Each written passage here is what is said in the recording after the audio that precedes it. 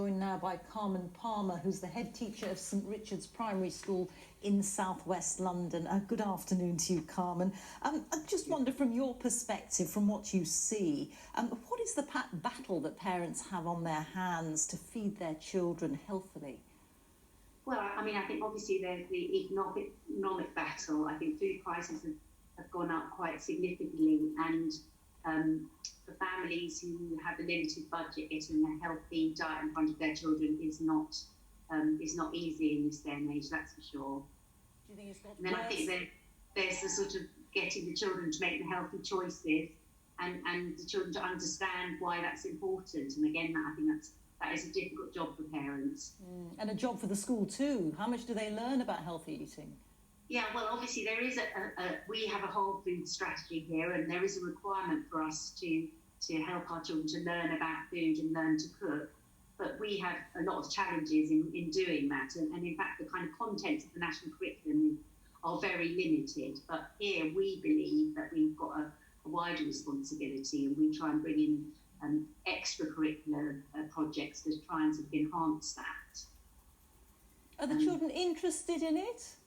So they really love anything to do with food, and I don't suppose that's a surprise. And it's a great way for us to get children enthusiastic about other learning as well by making these projects cross-curricular. But for example, we do a project that we're helped with by an organisation called School Food Matters, which allows the children to see a product go from being grown in our school gardens to eventually us selling it at a supermarket. And so literally we start off by growing vegetables in our school garden. We visit a farm to pick vegetables and fruit, that which we can't produce here. Then we get the children involved in cooking, preserving products, so either jams or chutneys, and then they design the labels and plan a marketing strategy, and eventually we go and sell that outside at the supermarket. And that's been a really fantastic project that involves so many children and actually really does encourage them, and for them to see from the sort of farm to the plate type experience, which obviously at the London school that's not necessarily easy to do. We've had other projects going as well, so we're involved with an organisation called Bright Box that delivers a weekly box to about 40 families in our school, which includes the ingredients plus the instructions for a family meal, and that gets delivered on a Friday. And we encourage the children to talk about how they went about preparing their meal, and sometimes to share photos of that meal and talk about it afterwards. So we're looking at ways to get children to see that cooking and healthy eating is actually fun and exciting.